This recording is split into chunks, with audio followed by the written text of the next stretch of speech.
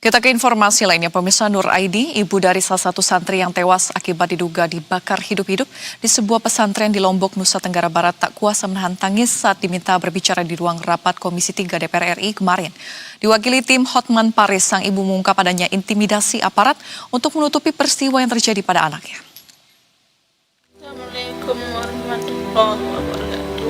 Waalaikumsalam warahmatullahi wabarakatuh.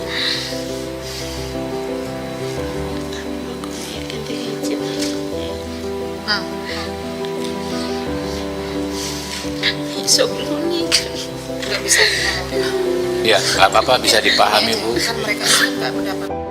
Nur Aini, ibu dari Sahril Sobirin, salah satu santri yang diduga dibakar hidup-hidup asal Lombok, Nusa Tenggara Barat, tak bisa menahan tangisnya di ruang rapat Komisi 3 DPR RI Senin sore. Tangisnya pecah demi menuntut keadilan atas peristiwa yang menimpa anaknya pada 13 Desember 2025 lalu. Diwakili tim Hotman Paris, Nur Aini menceritakan pihak pondok justru menyodorkan surat damai untuk menutupi peristiwa yang dialami anaknya. Ia meminta atensi dari Presiden Prabowo Subianto terkait kasus ini. sebagai rakyat kecil, saya mengetuk pintu hati Bapak Presiden sebagai bapak dari seluruh anak di Indonesia.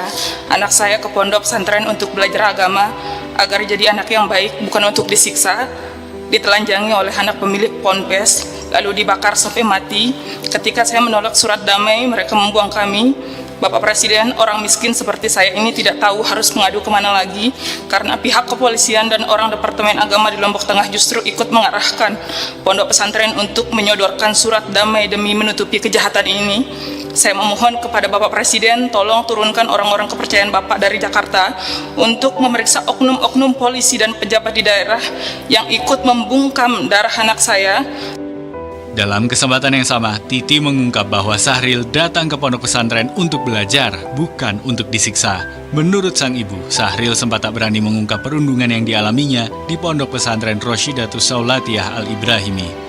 Sahril sendiri baru bisa menceritakan pembakaran yang dialaminya 3 hari setelah mendapat perawatan. Sahril akhirnya meninggal dunia usai dirawat selama 2 bulan. Tim Liputan, Berita 1.